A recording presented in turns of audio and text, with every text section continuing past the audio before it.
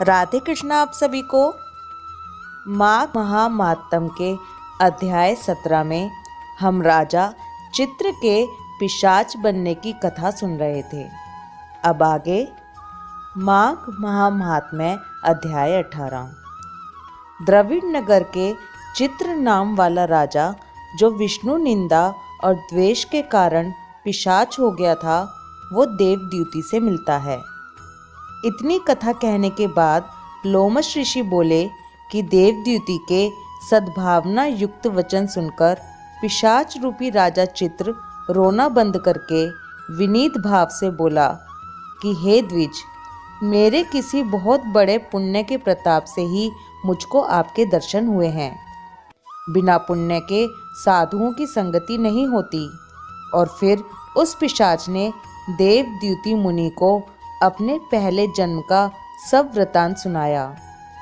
कहा कि किस तरह भगवान विष्णु के द्वेष के कारण उनकी यह दशा हुई है। पूरा वृतांत सुनने के बाद वह पिशाच फिर रोने लगा और बोला, जिस हरि का नाम यदि अंत समय में मनुष्य के मुख से निकल जाए तो मनुष्य विष्णु पद को प्राप्त होता है। जो सबका पालन करता है उसी से मैंने द्वेष किया। यह सब मेरे कर्मों का दोष है, जिसकी ब्राह्मण तप द्वारा प्रार्थना करते हैं। ब्रह्मादि देवता, सनकादिक ऋषि जिसको मुक्ति के लिए पूजते हैं, जो आदि मध्य व अंत में विश्व का विधाता और सनातन है, जिसका आदि मध्य और अंत नहीं है, उस भगवान के साथ मैंने द्वेष किया। जो कुछ पुण्य किए मैंने पहले जन्म में किए थे, वह सब विष्णु की द्वेष रूपी अग्नि में भस्म हो गए। यदि किसी प्रकार मेरे इस पाप का नाश हो जाए तो मैं सदैव भगवान विष्णु का पूजन करूंगा। विष्णु भगवान से द्वेष करके मैंने बहुत दिनों तक नरक यातना भोगी और अब पिशाच योनि में पड़ा हूँ। इस समय मैं किसी अच्छे कर्म के योग से आपके आश्रम में आया हूँ, जहाँ पर आपके सूर्य रूपी दर्शन ने मेरे दुख समान अंधकार को दूर कर दिया है। अब आप कोई ऐसा उपाय बताइए जिससे मेरी यह पिशाच योनि दूर हो जाए, क्योंकि सज्जन पुरुष उपकार करने में देर नहीं करते।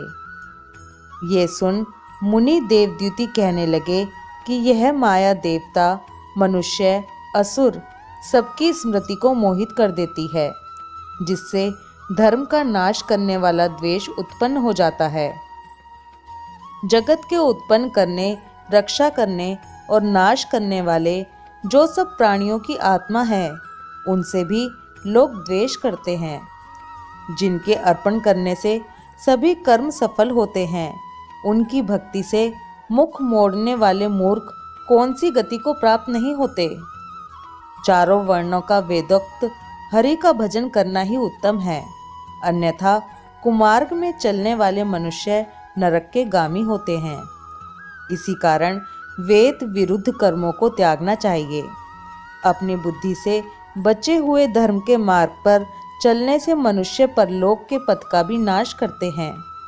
जो वेद, देवता और ब्राह्मणों की निंदा करते हैं और जो झूठे और मन कल्पित शास्त्रों को मानने वाले सदैव नरक में जाते हैं। देवाधिदेव विष्णु से विमुख होने वाले नरक में ही जाते हैं, जैसे द्रविड़ देश का राजा नरक में गया। इस कारण इनकी निंदा नहीं करनी चाहिए और वेद में ना कही गई क्रिया को भी नहीं करना चाहिए।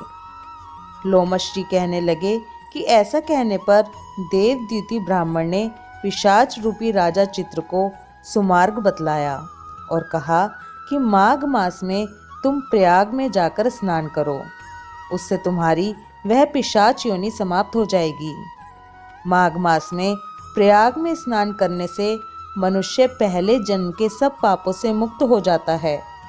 वहाँ पर स्नान करने से मुक्ति प्राप्त होती है। इससे बढ़कर और कोई प्रायश्चित नहीं। संसार में यह मोक्ष और स्वर्ग का खुला द्वार है। गंगा और यमुना का संगम त्रिवेणी संसार में सबसे उत्तम तीर्थ है। पाप रूपी बंधन को काटने के लिए यह कुल्हाड़ी है। कहाँ तो विष्णु, सूर्य, तेज, गंगा, यमुना का संगम, और कहाँ यह तुच्छ पाप रूपी तृण की आहुति। जैसे घने अंधकार को दूर करने वाला शरद का चंद्रमा चमकता है, उसी तरह संगम के स्नान से मनुष्य पवित्र हो जाता है। मैं तुमसे गंगा यमुना के संगम का वर्णन नहीं कर सकता। गंगा जल की एक बूंद के स्पर्श से केरल देश का ब्राह्मण मुक्त हो गया। देवद्युति ऋषि के ऐसे वचन सुन पिशाच रूपी राजा चित्र के मन में शांति उत्पन्न हो गई, मानो सब दुख से छूट गया हो। प्रसन्नता से उसने विनय पूर्वक ऋषि देवद्युति से पूछा, हे मुनि, केरल देश का ब्राह्मण किस प्रकार मुक्त हुआ? यह कथा कृपा करके विस्तार पूर्वक कहिए। देवद्युति कहने लगे, केरल देश में वासु नाम वाला एक वेद पारंगत ब्राह्मण था। उसके बंधुओं ने उसकी भूमि छीन ली, जिससे वह निर्धन और दुखी होकर अपनी जन्मभूमि त्याग कर देश विदेश में घूमता किसी व्याधि से ग्रस्त मृत्यु को प्राप्त हो गया। उसका कोई बांधव ना होने के कारण उसकी औदर्भ वैदिक क्रिया नहीं हुई और ना ही उसकी दाह क्रिया हुई। इस प्रकार क्रिया के लोप होने से निर्जन वन में प्रेत होकर चिरकाल तक फिरता रहा। शीत, ताप, भूख, प्यास के दुख से हाहाकार करता हुआ वह नंगे शरीर रोता फिरता था, परंतु उसको कहीं सद्गति नहीं दिखाई देती थी। सर्वथा दान ना देने से वह अपने कर्म फल को भोगता था। जो लोग अग्नि में आहुति नहीं देते, भगवान का पूजन नहीं करते, आत्मविद्या का अभ्यास नहीं करते, अच्छे तीर्थों से विमुख रहते हैं, जो लोग दुखी लोगों को स्वर्ण, वस्त्र, तांबुल, रत्न, फल तथा जल नहीं देते, तथा छल कपट से जीविका प्राप्त करने वाले, दूसरों तथा स्त्रियों का धन हरने वाले, पाखंडी, कुटिल, चोर, बाल, वृद्ध तथा आतुर और स्त्रियों पर निर्दयता करने वाले, आग लगाने वाले, विष देने वाले, झूठी गवाही देने वाले, कुमार्ग पर चलने वाले, माता, पिता, भाई, बहन, संतान तथा अपनी स्त्री का त्याग करने वाले, जो सब तीर्थों में दान लेते हैं, पालन करने वाले स्वामी को त्यागने वाले, गौर तथा भूमि के चोर, वेदों की निंदा करने वाले, वृथा द्रोह करने वाले, प्राणियों की हिंसा करने वाले, देवता गुरु की निंदा करने वाले, यह सभी बारंबार प्रेत, पिशाच, राक्षस तथा बुरी योनियों में जन्म लेते हैं। अतएव बुरे कर्मों से बचकर धर्म के कार्य तथा यज्ञ, दान और तप आदि करने चाहिए, क्योंकि कर्म फल अश्वमेव मिलता है।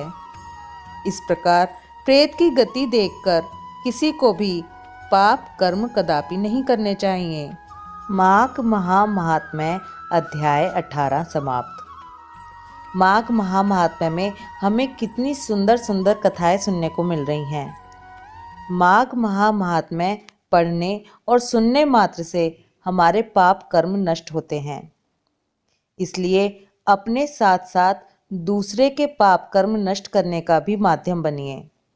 वीडियो को जितना ज़्यादा हो सके उतने ज़्यादा लोगों तक पहुंचाइए। ओम नमो भगवते वासुदेवाय नमः। राधे कृष्णा।